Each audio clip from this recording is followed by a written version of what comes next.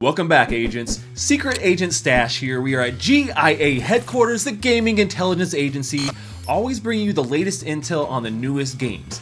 And I just got word that our agents have captured a high-value target that have been on our most wanted list for months now. Today, I'm tossing the founder of Illuvium into the box for an interrogation. Please welcome Kieran Warwick to the channel. Hey Stash, how are you? Thanks for having me, thanks for capturing me into the box. Look, I know you didn't have much of a choice here. Our agents are very good at what they do, and I'm glad we finally got to catch up with you here to talk everything Illuvium and address some of the negativity and some of the good stuff that's going on with the game right now. Now look, I'm telling you right now, we got a bunch of questions here, and you're going to have to give me answers, or I may have to just burn something. That beautiful hair, that beard of yours. We don't want that. We don't want that. No. So you're going to give me everything I need to know, right? I'll give you everything you need to know. That's what I love to hear. Why isn't everybody else so easy? All right. Look, let's just jump right into this. Everyone knows who you are. Looking at Illuvium here, the game is officially launched. But much like the crypto markets, it seems like interest is a bit lacking right now. Is interest in the game always going to be kind of tied to crypto market sentiment? How do you kind of feel about that?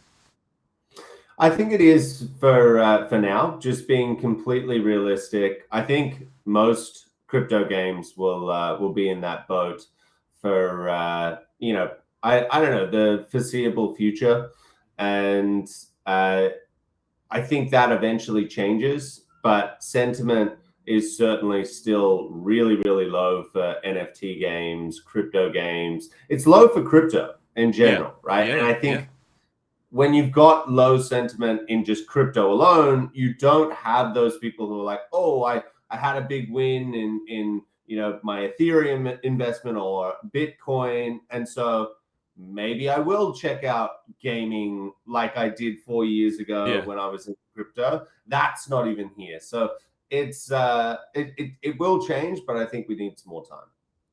No, I feel you. I'm kind of right there with you. I think we're seeing sentiment start to come back a little bit, and with, Pumptober coming, as everyone predicts, and then obviously the election following it in November, and classically, with kind of the 4-year cycle we've been seeing with Bitcoin and the general markets, I think a lot of that sentiment is definitely going to come back. So there is that opportunity to not only, capture interest for the game, but for, all the tokenomics and things that kind of surround the game too.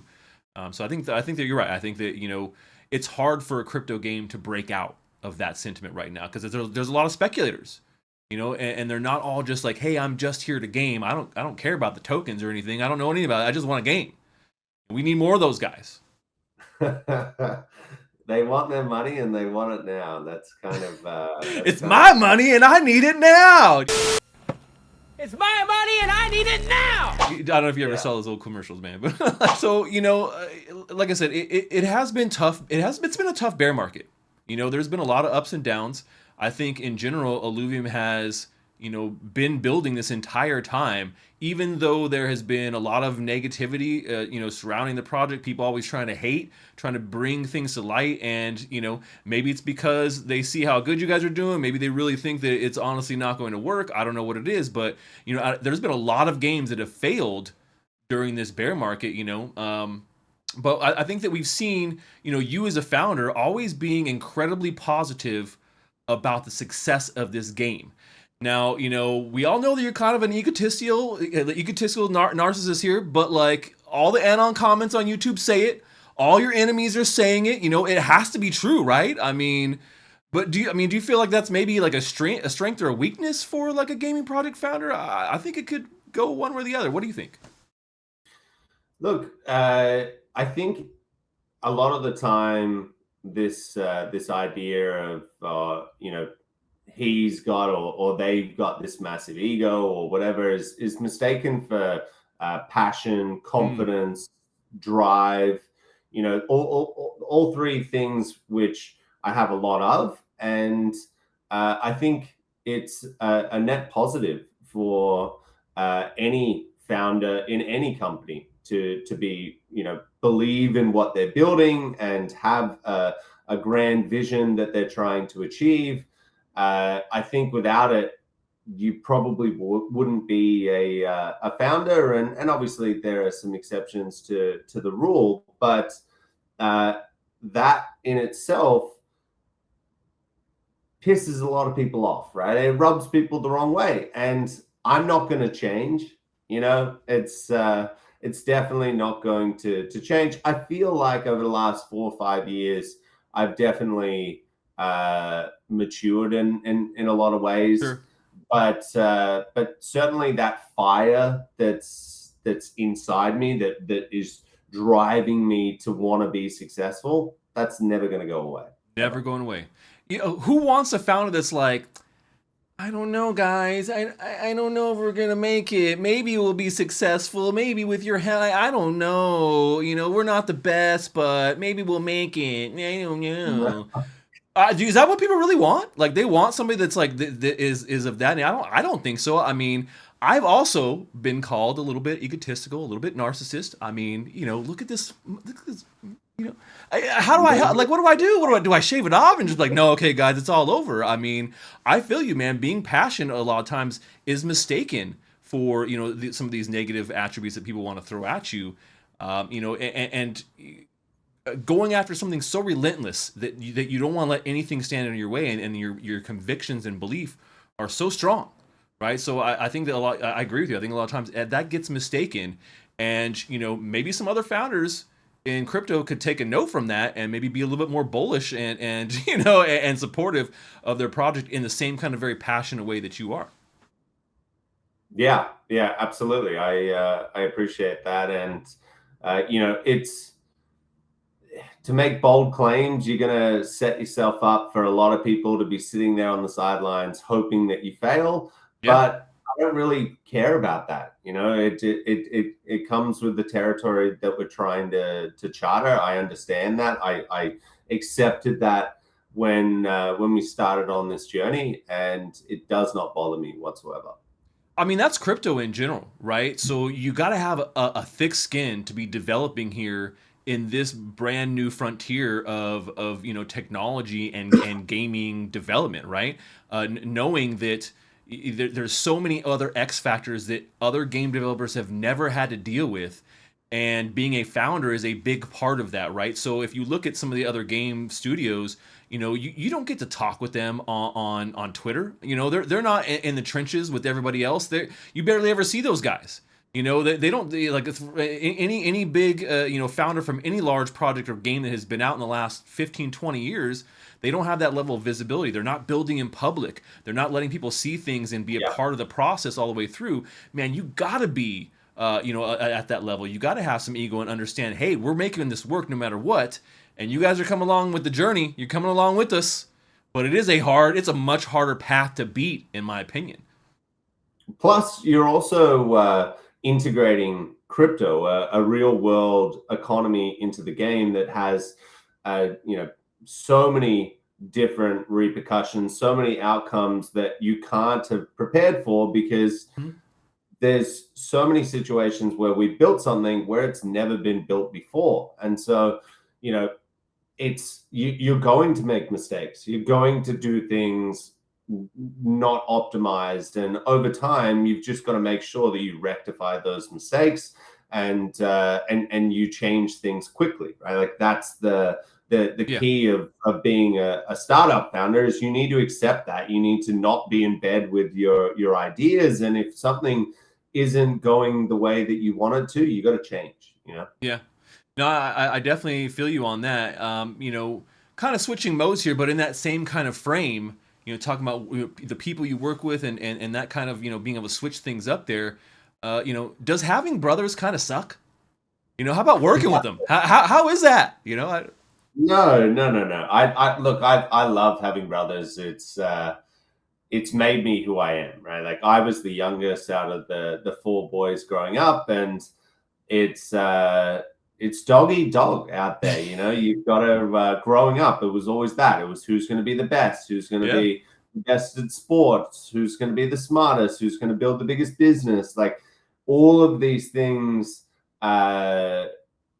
culminated into who we are. today, and it's extremely competitive people that have a lot of confidence. When you've been I feel like a lot of people get to 15, 16, 17, 18, and then they start thinking, oh, okay, this is not just a run in the park. You've literally got there's competition out here, and there's hierarchies, and there's ladders that I need to climb, whether it be in the corporate world or a sporting field that you want to go out into, or a team or whatever.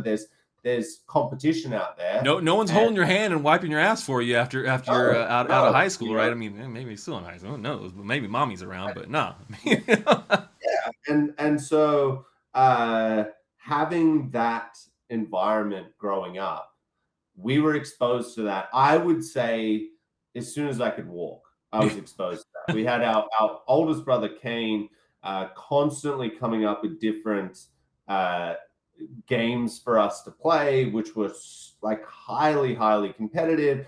You would often get hurt in them, but it was who's going to be the best. And for me, being 9 years younger than Kane and 7 years younger than Aaron, I wanted to be as good as them. Mm-hmm, and when you're striving to be like that from such a young age, when you go out into the real world and it's like, okay, now it's not my brothers, it's these other people who are trying to compete. Yeah. I feel like I was so used to it that it just, building a business and like taking, people often say like, how do you, like, there's so much hate on you, and they're like, screw that guy and all of this bad stuff that they throw your way.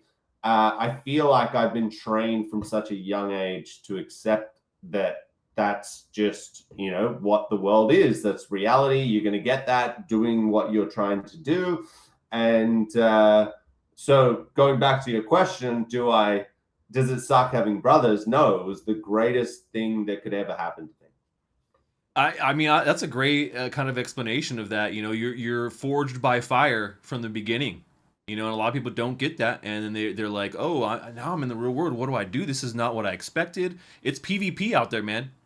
It's player versus player versus environment. It's like PvE, like that's just kind of what it really is, right? Now, kind of in that same vein, working with family can be tough, man. You can't control what these crazy bastards will do sometimes. If you could take it back, maybe would you like, you know what? No family. I'm not going to work with them. I'm good. Yes and no, right? Like they obviously bring a bunch of different skills to the table, which I don't have, and right. That's without a doubt a true statement. And so could I have gone and raised money and then gotten money and got that talent from others? Yes, but at the same time, we still had that competitive environment. And so in the beginning, we were all working such crazy hours, and it was almost like this was this thing that we don't talk about, but we all know we're doing it. It's like, well, I did a 21-hour day yesterday, and then my other brother's like, well, I didn't sleep for 2 days working on the like, I got you, the characters, and that's why they look so good. And the only reason you can raise money is because I've created such amazing models for you to show off. And Aaron's sitting there, he's like, I've got 2 kids and I haven't slept in 2 days. It was that for 3 months, 4 months when we were setting this up. And so I think about it, and there's so many things that have to go right at that early stage, that like initial part where we're trying to get funding, we're trying to make an idea stick with our investors. And I don't know if I could have done it without them, like I genuinely don't. Then the other side of it is the part where you want to, love your family and have such a good relationship with them.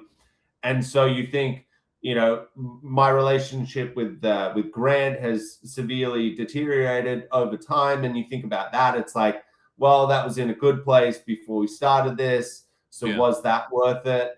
And I think genuinely, if I look back and I try and not be selfish about like me, myself wanting a really good relationship with my brother, I think he's in a better place and I think I'm in a better place. So even if we aren't, best of friends and talking right now, I feel like genuinely he should be able to look at his Illuvium experience and say, I'm glad we did that. And I certainly can myself. So, it is what it is. Like, yeah, no, it's good to hear. I mean, it's a double-edged sword. I get it, man. I get it. Double-edged sword. There's some good, there's some bad.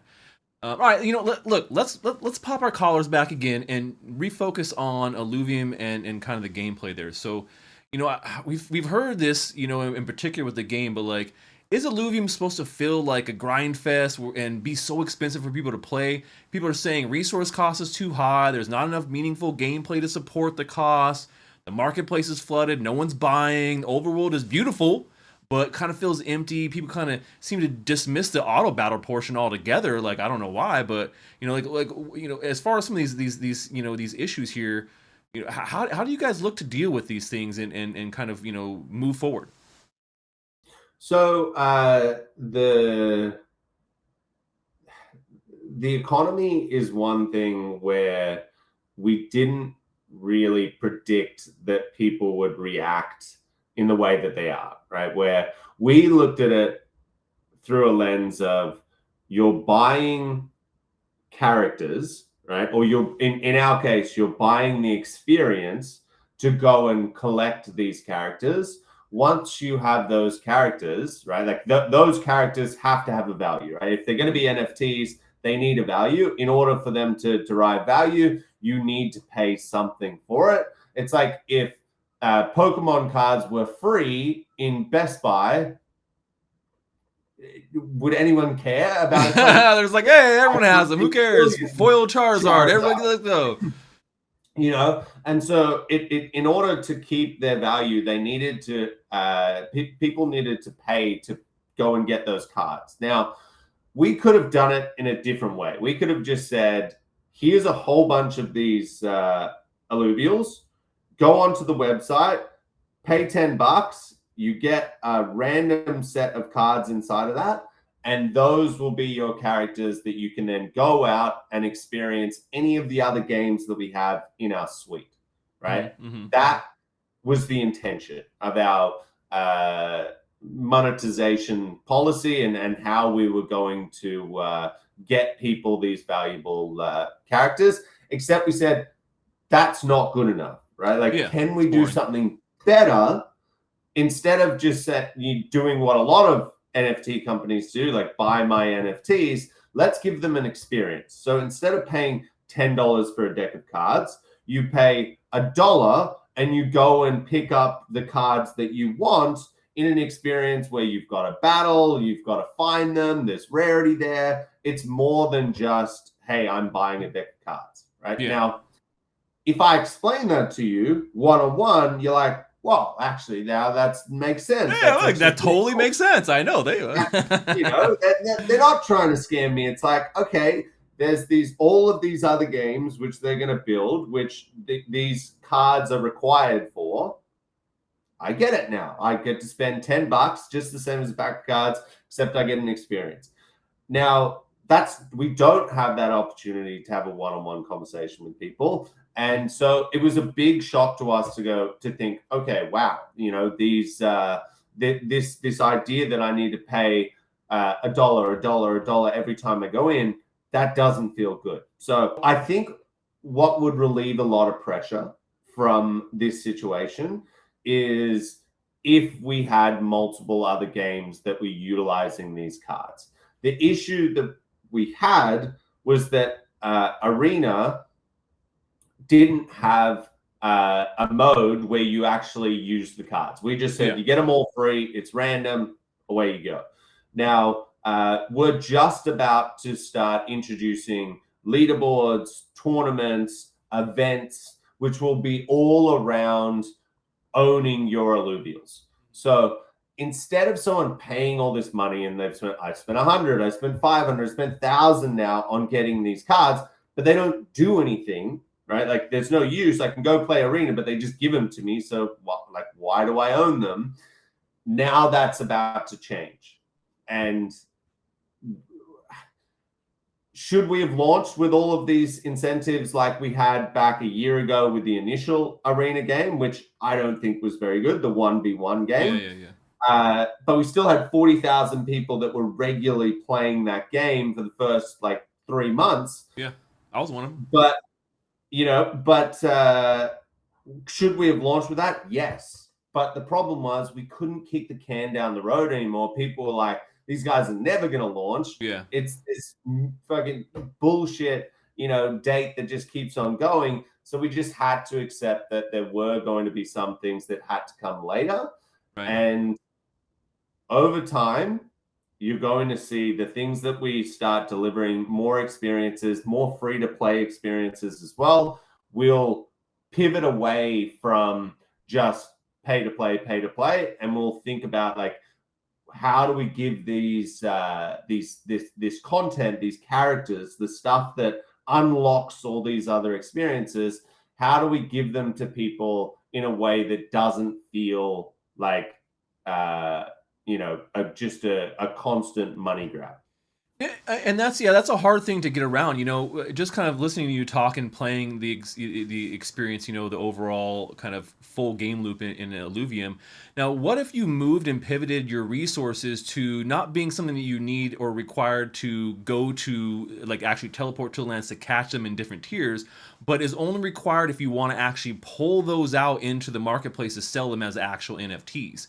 And you still have the same kind of game loop that works, right? You have resources coming from Illuvium 0, which people could sell, and then instead of it gating actually going into the experience with money, the only experience you're gating is the ability to pull them out and to own them and sell them, right? To use them for these additional experiences and for tournaments versus, okay, I caught all these great, but I can't pull them out of I can't do other things with them. I can't battle with them in the arena or do all these other until I've paid the resource cost to do so.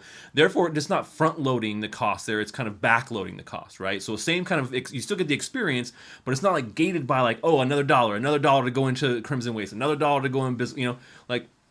Is that something you guys have thought about? I just So the issue with doing that is and we are going to do something similar, but so I'll explain it. It's a really, really good train of thought. But if we were to say you can go and get everything for free and only pull out, it'll only cost you when you pull things out that you want.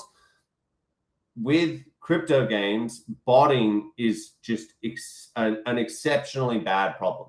And if you've got tens of thousands of bots that are going out there and collecting all of these things without having to pay, because they're spinning up, multiple farms that can do what you can't do as just a regular player, they're going to say, okay, well, now I've got all the Ramfires, our Charizard equivalent, and they're going to pull them out, right? And all of a sudden, they're happy to pay for the Charizard that's got perfect stats that is coming out, or the Ramfire, and in doing so, you're screwing the economy. And so we are thinking about something extreme like that, right? And we think that it's going to be this would be our last resort type pivot.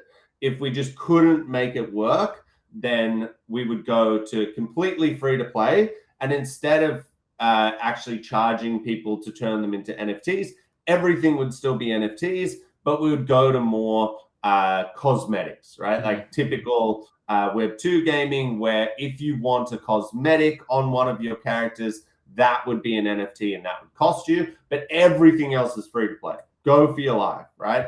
But that is the last resort. Yeah, I mean, bots are a huge problem. I mean, trying to overcome them in all these games. I've seen it in games like Big Time where they just completely take over, or these farming, these overseas farming guilds, they're just 24/7, and it can definitely ruin the game's economy.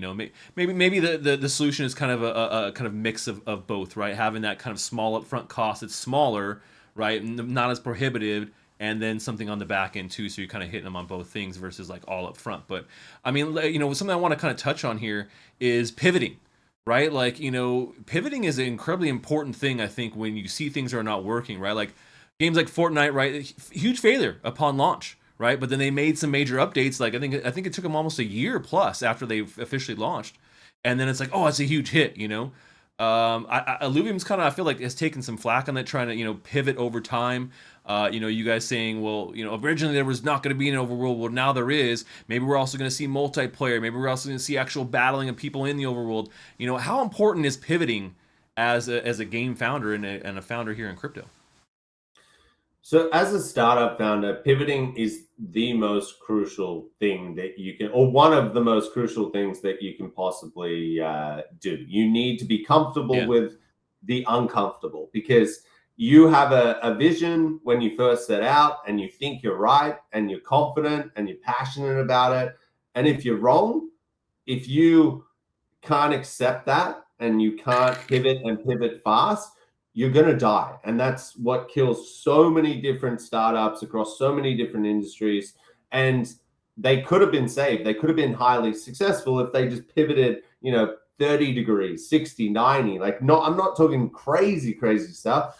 Now with us, that pivot is down the road, right? Like it's absolutely a thing that we potentially need to do. And that's what we just talked about, saying, yeah. Trying to monetize through NFTs where you actually have to pay to get these characters isn't going to work. So we're going to switch to more of a traditional gaming model of only pay for the cosmetics that you like, right? Like that's a down the road thing. Wait, hold, Kieran, you're telling me that you don't get everything right on the very first try like everybody else in crypto who's building a game? What?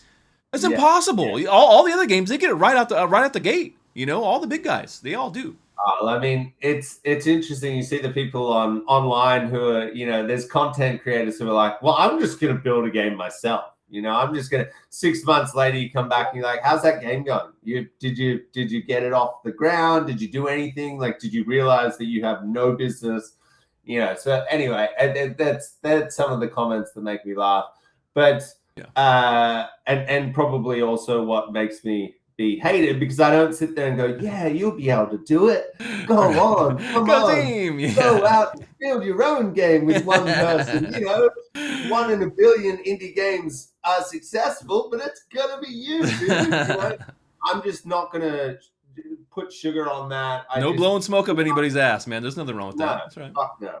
Yeah. And so, going back to it, we're probably, if we had it our own way and if we were building underground and we raised a whole bunch of money, we would have told our investors the game's coming out in 5 years. Doesn't matter. We haven't built up a community yet. Maybe there'll be a small one brewing, but because we have a token and that's just inherently tied to crypto, we couldn't do that, right? Like we had to build transparently. We had to set aggressive dates, and people wanted something as soon as possible.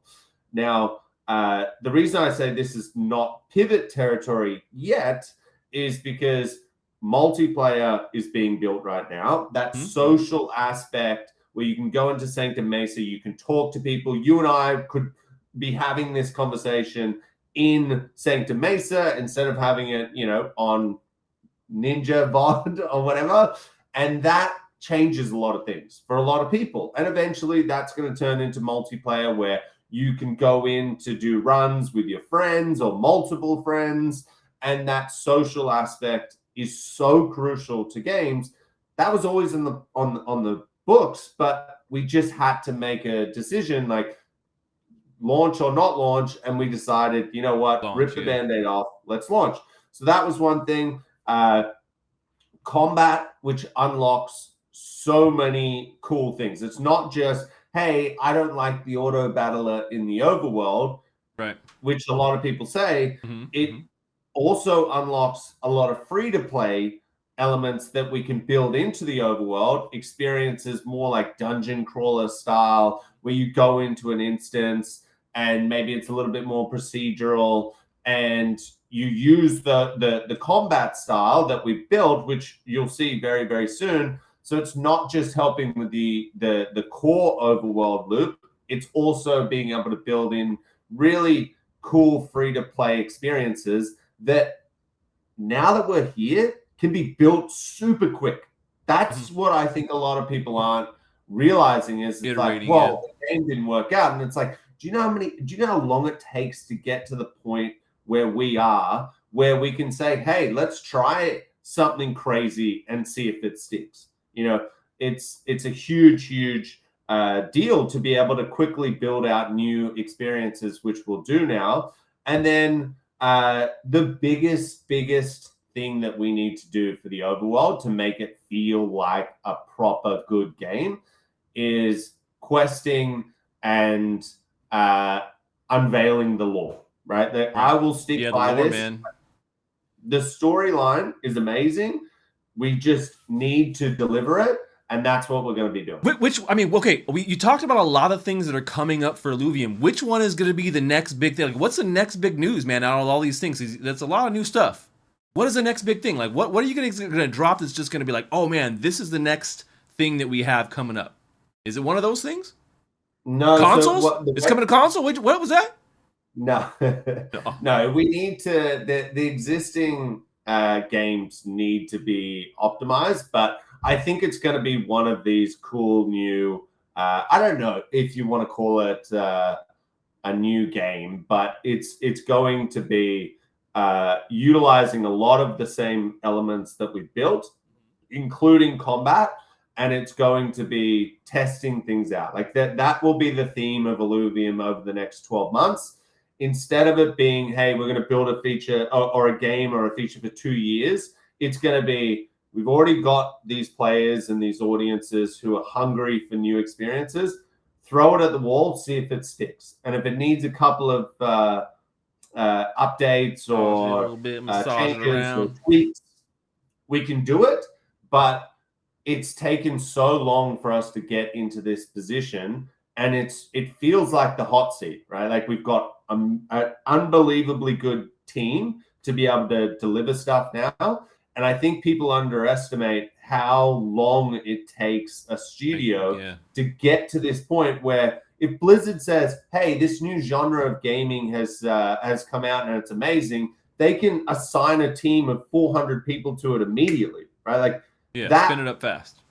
That ability to spin something up fast is worth a lot of money. Now, obviously, I'm not saying we're at that Blizzard level, but when you talk about, new hot studio that just launched a token and has 30 people and no learnings of how fucked this is actually going to be versus seasoned, like an Axie type, like been in the trenches. In the trenches, bear market, ready, bear market got ready. A lot of value. I'm telling you now, it's got a lot of value, and you might not see it, and the community and investors in crypto might not yet see it, but they soon will. I promise. Well, look, Kieran, I see it, and I think that a lot of people out there in the Illuvium community see it as well. Haters be damned. It's a long road. It's a long road, but I want to thank you for joining me here in my interrogation today. I know you didn't have much of a choice, but still give you the props here for filling the hard questions. I didn't have to use the blowtorch, so it's good. It's a good day. Did you think you would? I never know with some of these guys, man. I've had to pull fingernails. I've had to burn a couple of people. So I'll get the answers I want. This is the life of a secret agent. But once again, thank you so much for being here, Kieran. That's all we have for today, agents. As always, this briefing never happened. Secret Agent Stash, over and out. Secret Agent Stash. Secret Agent Stash.